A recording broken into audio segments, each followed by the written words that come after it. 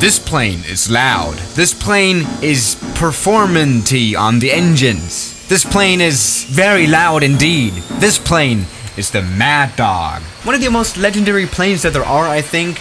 Everyone loves it. Is there anyone that hates this plane? Anyone? Oh well. And well, it is fairly missed, I guess. Because this plane is dead now. It doesn't fly around anymore. It's only really flying in Laser Airlines. Damn, that seems like an airline indeed. Laser Airlines. Aeronaves TSM. Okay, Mexico, World Atlantic Airlines, in the Caribbean, Bulgarian Air Charter, you know, all these high-tier airlines that we always talk about, especially Laser Air. I've never heard of these, and like, genuinely. But yeah, this plane is, you know, pretty much considered as retired and dead now in, you know, the US. Alaska Airlines isn't flying it around anymore, pretty much, and so isn't Alitalia, and so isn't Japan Airlines or Scandinavian. So today it is time to take a little bit of a nostalgia tour into this plane, maybe fly it around a little bit. Actually, let's exactly do that, fly it around, because this plane is crazy. Not really, it's also considered a very sporty plane, which is exactly what we're gonna do today. Fly it on some short runways, and really talk about the MD-80 a little bit. I mean, let's take a look at the cockpit first of all. Now this plane, even though it came out in the 70s, yes, it aged very well, first flight 1979. The cockpit doesn't look all that old, does it? I mean, let's compare it to the Concorde plane that was released 10 years earlier. It's a little bit of a different story, isn't it? No, this cockpit is really simple. The displays hadn't always been there in the MD-80s. It was later on added, you know, because these planes were produced until 1999, and actually it was very successful. Over 1,100 numbers were built, which is just crazy to think about. I mean, there's almost as many videos that this channel has, and this channel has a lot of videos, okay? Been daily uploading for almost 4 years. So this plane is absolutely legendary. What can we say? And no, really, I mean, this is just a very simplistic cockpit. No flight engineer needed. This is very, very nice. Let's take a little bit of a look in the cabin as well. As you can see, this plane isn't too small. It's like a very medium-sized airliner, isn't it? And it can also, you know, it can fly to some places.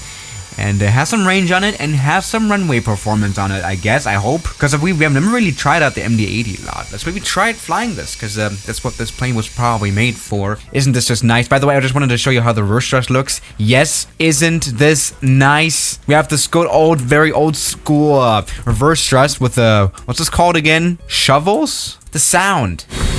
Wow. Here it is. 120 knots. We can just simply take off. Yep. This plane doesn't even need this whole runway here. This plane's got a lot of performance indeed on its hands, or on its wings, engines. Planes don't have hands. Just, this plane is so nicely loud. Which is kind of, I don't know, it's an up and down, because loud planes, it's also very loud, of course, in the cabin. So the passenger comfort is 50-50, but you know, it's what can I say? This plane is absolutely nice, and also very flyable as passengers as well. I mean, this is so nicely rugged. I mean, we can go into the cabin. Wait a second, let me show you this cabin, because this is one of the last planes to actually feature a door on the tail. Yes, you can leave or enter this plane via this door right here. You can just probably open it mid-flight. Actually, this is what the plane could really do, I think. Open the tail door mid-flight, because obviously there is no air pressing against this tail section of the plane, so really you could use the MD-80 as a skydiving plane. Isn't that a nice option? You know what, let's actually just come in for a landing too. We haven't really landed the MD-80 yet on the channel much, such as really try doing that. Alright, MD-80, now let's land on this 1,200 meter long runway, which I just know for a fact that this plane won't have any issues with. And by the way, what is really cool about this primary flight display, by the way, is that it shows you AGL altitude. So it shows you how far you are above the ground, which isn't that amazing? Let's come in now for a landing here. Alright, pretty smooth landing right there, and let's come in for a stop. And we all know, again, MD-80 stops in a jiffy. We didn't even need a third of this run. Look at this. Because I did an interesting thing on the landing there too. Something that the MD-80 could do, and the MD-80 only, and that is put out reverse thrust mid-flight. Look, and even though we did still make a smooth landing, isn't that amazing? I'm starting to like this plane a lot. I mean, here, from just planes that uploaded in 2013, where an MD-80 used reverse thrust to actually push back, which is the most FSX thing I've ever seen. I mean, look at this.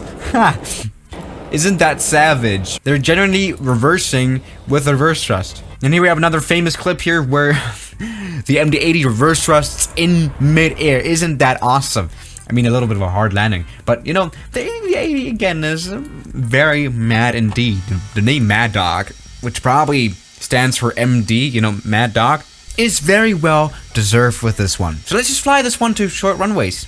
Okay, let's go here, California Island, 900 meter long runway. But really, we are not struggling to fly the MD-80 around, are we? I mean, this is similar to the 747, where it's like you can still fly this plane around, and we know that this plane will still be flying around for a long time, because it is so well working. And of course, especially as it gets older, it gets cheaper to fly, which is why all the third or second world countries are joining in now to fly this plane nicely, which is, you know, they're very lucky to still have this. So this is, again, it's like the 747, so why not fly it around? It's completely much cheaper than flying like a 737 or something. Okay, that was a hard landing here, by the way. Yeah, but no problem for the Mad Dog, I guess. Here we go, actually. No problem at all. We just stopped in a jiffy again. Isn't that great? We didn't even use half of this runway there again. Okay then, so it's time to come in for the genuine shortest runway on this planet, which is actually right around the corner here from this island in St. Bartholomew, Saba Airport. 300 meter long runway. Pretty much half as long as this one. From experience, I can say maybe this will probably honestly work. Alright, good old island. Coming up. Okay, this is about to get very interesting, isn't it? Come on, Mad Dog.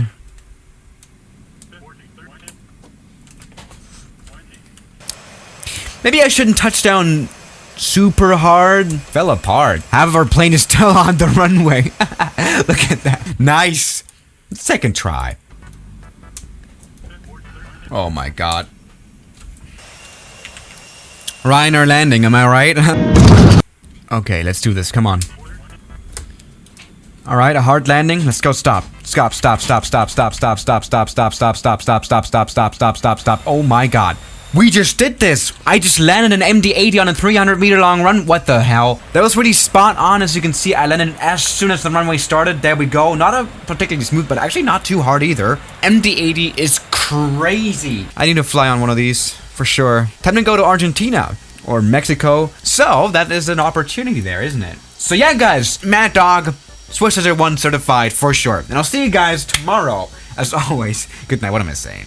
Also, subscribe, please. If you're on YouTube, like Block, Mubarak, Junk in the Trunk, Rafal, Oman the Human, DJ Straw, Deload, Tyler Park, Ian from Osk, Gurkham, Stefan Smeethofer, Moritz Wellhausen, Tuppy Cook, Great Karamba John, No to You, Laird Islama, Government Pasta, Calamity Airlines, Kelly Chaos, Philip Cherrier, Science, Maz Kaleg, Rodolfo, New York, Ollie H, Blue Aviation, Cheese Doritos, Shadow,